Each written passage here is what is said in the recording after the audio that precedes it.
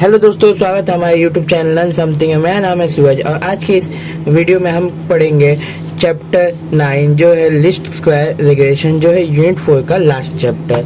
इसके बाद से हम यूनिट 5 करेंगे। चलिए आइए देखते हैं यूनिट 4 के चैप्टर 9 में क्या है। तो चैप्टर 9 का नाम है लिस्ट स्क्वायर रिग्रेशन। उसमें पहला टॉपिक है हमारा को रिलेशन। अब आइए देखते हैं को रिलेशन क्या होता है। पहले इसका हम डिफाइन देख लेते हैं इंग्लिश में। को relation is a relationship that exist between two और मोर वेरिएबल। ये एक रिलेशनशिप है जो किसके बीच में होता है, दो और दो से ज्यादा वेरिएबल के इसमें होता है। If two variables are related to each other in such a way that change in one create a corresponding change in other, then the variable are said to be correlated। अगर दो variable related होंगे एक दूसरे से तो ऐसा change होंगे, जैसा कि एक चीज क्रिएट हो गया उसके करस्पॉन्डेंट में दूसरा चीज क्रिएट हो गया, तो उसी को हम लोग क्या बोलेंगे, को रिलेटेड। मतलब एक चेंज हो रहा है तो दूसरा भी चेंज हो रहा है, तो उसको बोलते हैं हम लोग को रिलेटेड। जैसे एक बढ़ रहा है तो एक घट रहा है, जैसे कि कम हो रहा है तो उसे हम बोलेंगे को रिलेशन। अब को रिलेशन हमारा दो टाइप से होता है, एक है पॉजिटिव को रिलेशन, एक है नेगेटिव को रिलेशन। चलिए आइए इसका एग्जाम्पल देखते हैं। First example, the relation between the height and weight. अगर मान लीजिए कोई एक पर्सन है जिसका हाइट ज्यादा है तो उसका वेट कम होगा, उसका वेट कम होगा, और उसका वेट ज्यादा है तो उसका हाइट कम होगा। फिर आइए दूसरा एग्जांपल देखते हैं, the relationship between price and demand. अगर प्राइस बढ़ेगा, किसी चीज की प्राइस आएगी तो उसका डिमांड कम होगा, मतलब उसको कम लोग खरीदेंगे तो उसे उसका ज्यादा डिमांड नहीं रहेगा। वही अगर प्राइस कम होगी तो उसको बहुत सारे लोग खरीदेंगे, बोलेंगे बहुत सस्ता है तो उसे खरीद लेते हैं, तो उसका डिमांड बढ़ जाएगा। फिर आइए तीसरा एग्जांपल देखते हैं, relation between advertising and expenses of sales of product. जब हम एडवर्टाइजिंग करते हैं तो उसका खर्च कितना ज़्यादा होता है, और वही हम कुछ चीज़ बेचें तो उससे हमारा प्रॉफिट होता है। इसमें हमारा खर्च हो रहा है, मतलब यहाँ पे हमारा ज़्यादा कम हो रहा है, और इसमें हमारा प्रॉफिट मतलब हमें मिल रहा है। तो ये हमारा तीसरा एग्जाम्पल था। नाउ आइए देखते हैं कोएफिशिएंट ऑफ कोरिलेशन। अब कोएफिशिएंट ऑफ कोरिलेशन होता क्या है, तो the degree to which the two variables, क्योंकि आपको दिख नहीं रहा होगा, अब आपको दिखेगा अच्छे से, variables are interrelated measure by a coefficient of correlation. It's give numerical measure of nature. इसने क्या बोला, जो डिग्री टू विच होगा कोरिलेशन के, वो भी कोई भी दो वेरिएबल्स के बीच में इंटर रिलेटेड, मतलब एक दूसरे से मैच खाएगा, वो भी किसमें, मेजरमेंट में, बाय अ किससे, कोएफिशिएंट ऑफ कोरिलेशन। तो it is give the numerical measurement. वो क्या देगा हमें, न्यूमेरिकल मेजरमेंट ऑफ नेचर देगा, मतलब कुदरत के हिसाब से देगा। तो इसका ऐसे the coefficient of correlation is always denoted by r. उसको किससे डिनोट करते हैं, आर से, कोएफिशिएंट ऑफ कोरिलेशन में।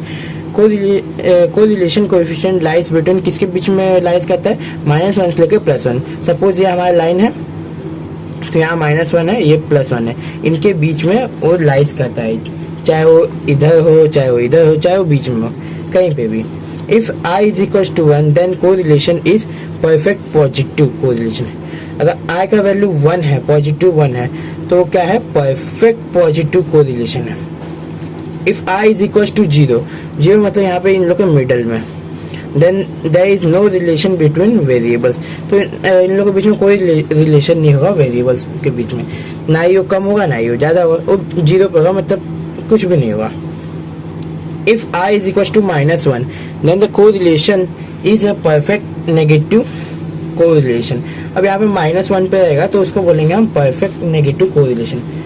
पॉजिटिव कोरिलेशन क्या होगा, जब 0 से बड़ा I होगा और I क्या होगा, स्मॉलर देन इक्वल्स टू किसके होगा, 1 से, मतलब 1 से छोटा होगा और लेकिन उसके इक्वल भी होगा, तो उसे हम पॉजिटिव कोरिलेशन बोलेंगे। इसमें परफेक्ट पॉजिटिव नहीं आएगा। परफेक्ट पॉजिटिव कब आएगा, जब आई की वैल्यू सीधा 1 होगी तब होगा।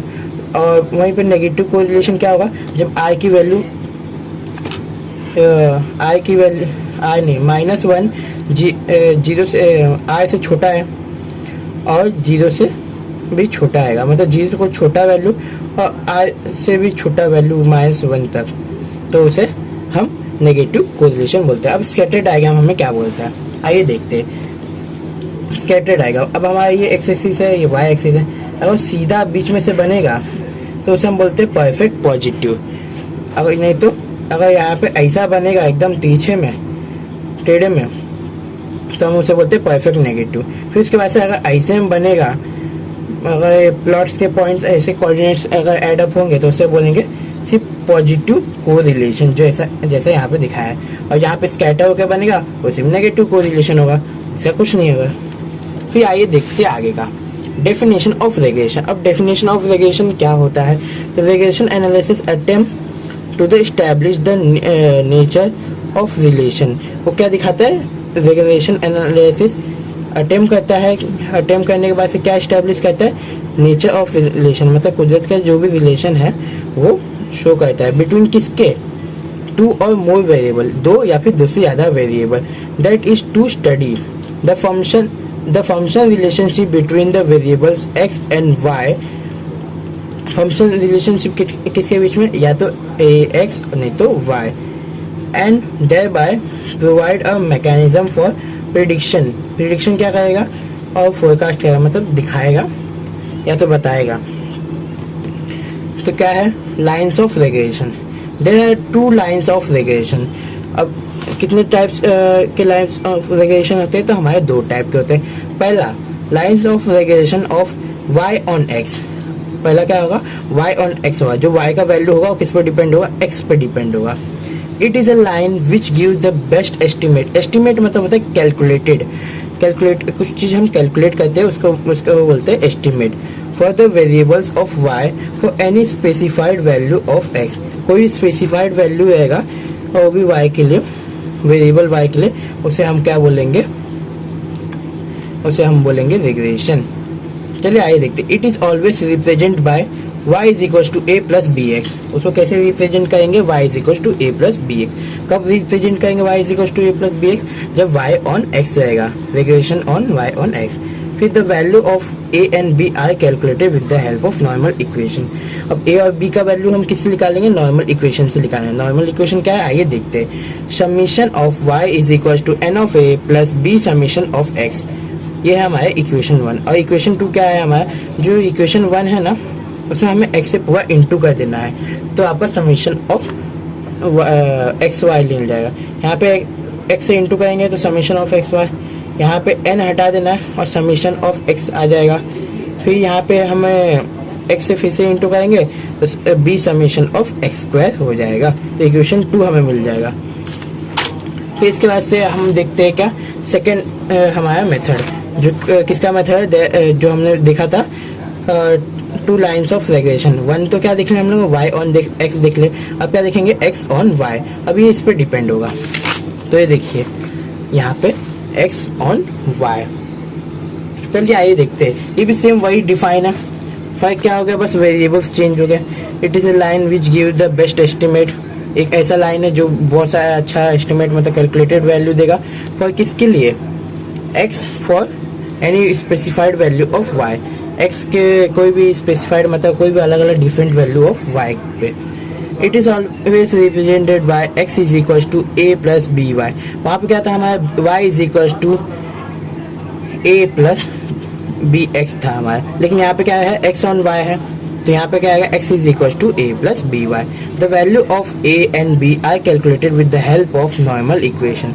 a और b का वैल्यू कैसे कैलकुलेटेड होगा, with the help of normal equation. इसका नॉर्मल इक्वेशन इससे थोड़ा सा अलग है। यहाँ पे हमारा समीशन ऑफ x है, वहाँ पहले में हमारा समीशन ऑफ y था। यहाँ पे हम summation of x is equal to n of a, जहाँ पे x था वहाँ पे y कर देंगे, और जहाँ पे y था वहाँ पे x करेंगे, b समीशन ऑफ y। अब उसके बाद से हम लोग क्या करेंगे, जो फर्स्ट इक्वेशन मिला है इसमें हम लोग किससे मल्टीप्लाई करेंगे, वहाँ पे x से करे थे तो यहाँ पे हम y से करेंगे, y से मल्टीप्लाई करेंगे तो देखिए summation of x y is equal to a summation of y plus b summation of y का स्क्वायर। हमारा दूसरा इक्वेशन मिल गया। चलिए आइए इससे रिलेटेड एक प्रॉब्लम देखते हैं। Question number 1 to question number 3 हमारा क्या, least square method. Problem number 1, find the regression equation for the following data and the hence estimate. Estimate मतलब क्या बताया था मैंने आपको, कैलकुलेट क्या करना है, y when x is equal to 15 and x when y is equal to 18। इसमें दोनों निकालना है। पहले वाई ऑन एक्स, यहाँ पे क्या बोला है, एक्स ऑन वाई। चलिए आइए देखते हैं। यहाँ पे हमारे कुछ दो रो दिया हुआ है, एक एक्स एक वाई, 10, 12, 14, 19, 8, 11, 17। वाई क्या दिया, 20, 24, 25, 21, 16, 22, 20। अब इसको सॉल्व करना है। पहले तो आप अपने बुक में एक बीच में लाइन मार लीजिए। एक में लिखे regression of equation y on x और एक में लिखे regression of equation x on y. दोनों एक दूसरे के अपोजिट रहेगा। ऐसे हम लोग को चलते आना है। अब इसका इक्वेशन क्या था, y is equal to a plus b x, और regulation of equation x on y का था x is equal to a plus b y. यहाँ पे बस प्लेस चेंज हुआ, यहाँ पे वाई आ गया, यहाँ पे एक्स आ गया, यहाँ पे एक्स आ गया तो यहाँ पे वाई आ गया, बस और कुछ नहीं। सेम इक्वेशन जो हमने किया था, यहाँ पे नॉर्मल इक्वेशन दोनों के लिख लेने। Summation of y is equal to n of a plus b summation of x. यहाँ पे वाई है और यहाँ पे पूरा एक्स से हो रहा है, तो इन पूरे टर्म को एक्स से इंटू करेंगे तो हमारा ये आएगा। एक्स से इंटू के तो summation of x y plus n हटा देंगे, summation of x z, summation of x plus यहाँ पे पहले समीशन ऑफ एक्स था, एक और एक्स आया तो मतलब समीशन ऑफ एक्स स्क्वायर हो गया। सेम प्रोसेस यहाँ पे दोहराएंगे। यहाँ पे एक्स से इंटू के तो यहाँ पे हम पहले हमारा इक्वेशन एक ले लेंगे। फर्स्ट क्या है, summation of x is equal to n a plus b summation of y. यहाँ पे वाई से इंटू करेंगे, यहाँ पे वाई से इंटू करेंगे। Summation of x y is equal to a summation of y plus b summation of y square. चलिए आइए देखते हैं अब हमें टेबल बनाने के लिए क्या क्या चाहिए। तो पहले हम फॉर्मूला में देखेंगे हमारे क्या है, एक्स और वाई एक मेन टर्म है तो हमें वो चाहिए।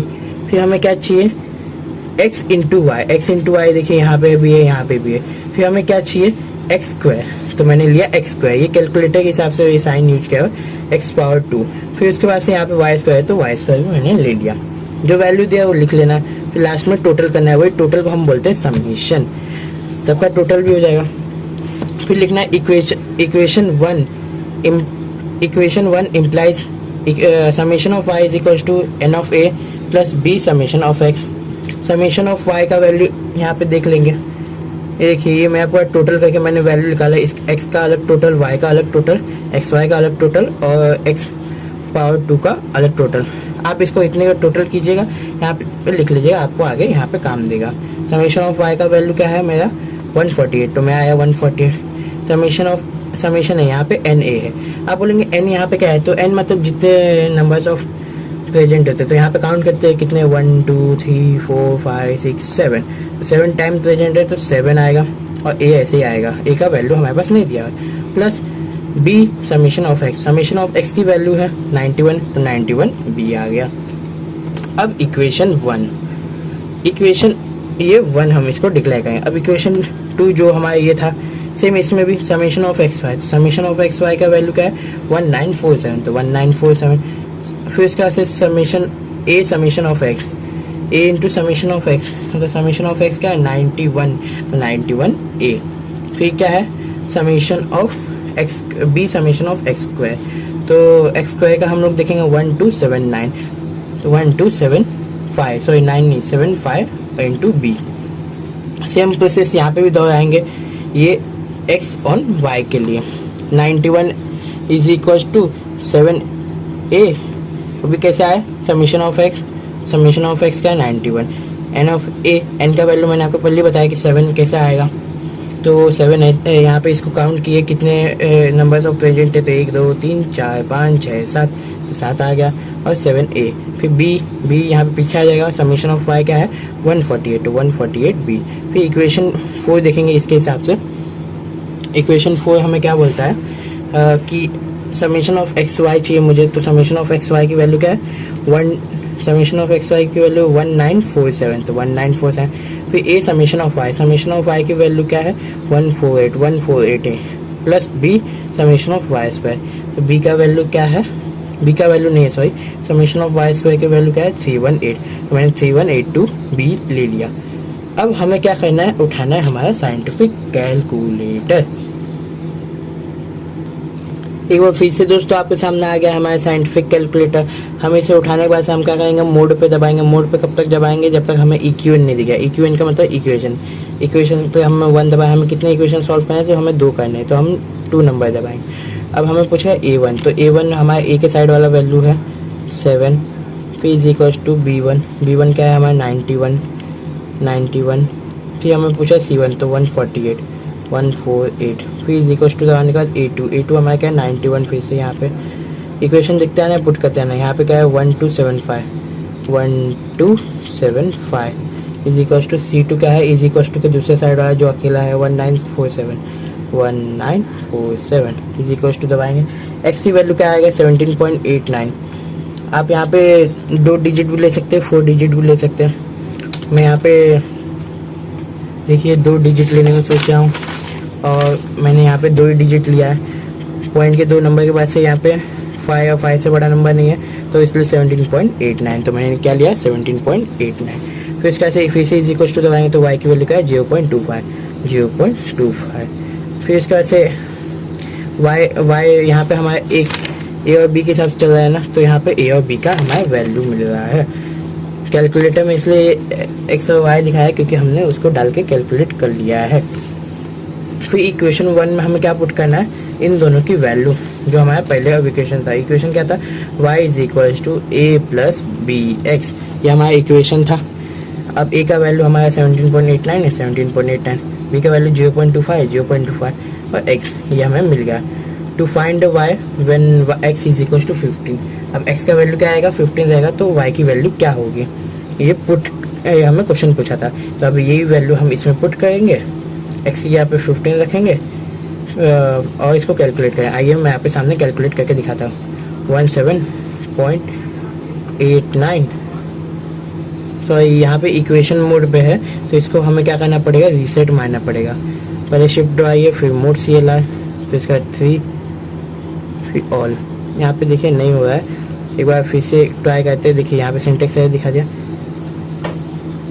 AC दबाइए, मोड CLI, अब देखिए आया ऑप्शन 3, अब ऑल, अब रीसेट हो गया। आपको रीसेट करना पड़ेगा, नहीं तो आपको साइंटिफिक कैलकुलेटर उसी पर अटका रहेगा। तो पहले क्या है 17.89 प्लस 0.25 इंटू 15, तो क्या है 21.64। तो देखिए मेरा y का वैल्यू 21.64 आ गया। अब ठीक इसी तरह हमें x के साइड भी करना है। हमारे पास 2 इक्वेशन दिए हुए, हमें उसे सॉल्व कर लेना है। चलिए देखते हैं।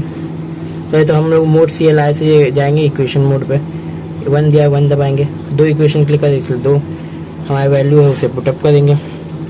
वैल्यू क्या दिया हुआ है, पहले 7 दिया हुआ है, तो पहले मैं 7 पुट करूँगा, फिर इज इक्वल्स टू, फिर क्या दिया हुआ है हमारा 148, फिर इज इक्वल्स टू सेट क्या है 91,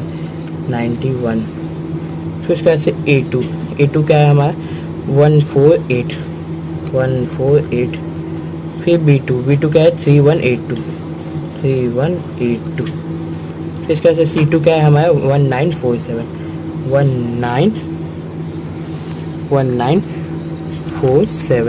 इज इक्वल टू आया। तो देखिए x की वैल्यू 3.8 आया, मतलब a की वैल्यू 3.8 आया, क्योंकि हमारा a और b में यहाँ पे टर्म चल रहा है। और यहाँ पे इज इक्वल टू फिर से दबाएंगे तो y की वैल्यू 0.43 आया। अब 4 इसलिए हम लोग लेंगे क्योंकि यहाँ पे 5 है और 5 यहाँ पे 5 से बड़ा नंबर आता है, तो यहाँ पे ऐड हो जाता है। तो हमने 2 डिजिट पे लिया तो 0.44 आया। सेम वही इक्वेशन पे, इसका equation x is equal to a plus b y था। अब a का वैल्यू हमारे पास था 3.8 और b का वैल्यू है हमारे पास 4.4, पुट करेंगे, सॉरी 0.4.4, तो पुट कर दिए।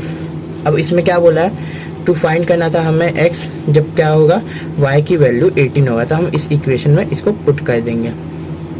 तो इस इक्वेशन में 18 हमने डाला, तो आइए देखते क्या आएगा 3.8, सॉरी फिर से इसको रीसेट मारना पड़ेगा। एक मिनट, पहले AC दबाइए, फिर मोड CLI, फिर 3, फिर ऑल, रीसेट हो गया।